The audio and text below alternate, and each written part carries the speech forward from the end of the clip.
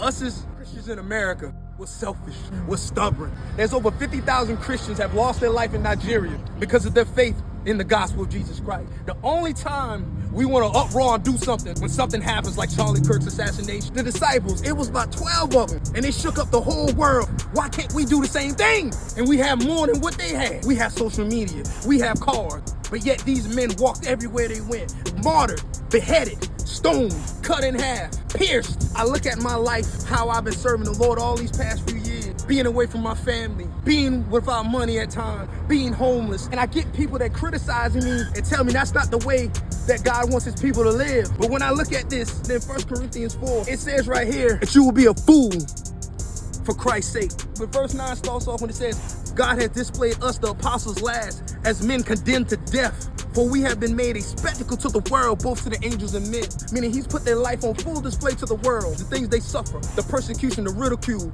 the stoning, the beating. Paul even goes further by him when he says, as we are weak, but you are strong. You are distinguished, but we are dishonored. To the present hour, we both go hungry and thirst, and we are poorly clothed and beaten and homeless. It says in Revelation 12:11, they overcame by the blood of the Lamb and their testimony. I realize these churches are not going out to meet these people where they're at, but not hitting them over the head with the Bible or religion, to sit with them and break bread with them and fellowship with them and tell them that they have hope. Most people won't be real about the things that they've overcome or they're struggling with. And people will be like, well, you and your wife, the way you're living doesn't make sense to me. When we're being real with people and transparent about the things we got. No, our marriage isn't perfect. Yes, I used to be an adulterer. Yes, I used to be a fornicator.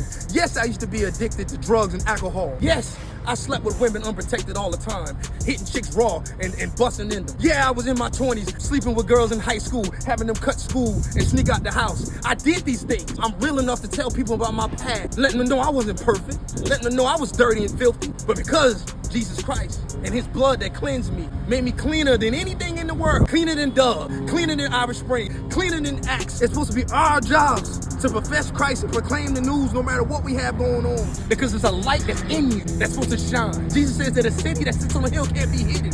Who lights a lamp and puts it under a desk? You look at the woman at the well, the man that was possessed with the demon legion. As soon as Jesus had an interaction and encounter with them, they went and told everybody. That's the same thing you're supposed to do. I'm no holier than thou. I'm no super Christian, but I'm committed to the gospel. Matthew 28 and Mark 16, we're to go out all in the world and proclaim the good news. I know many people will say, I don't have this, I can't do that. Look around. Look around. I live in my car preaching the gospel in the parking lot. What's your excuse?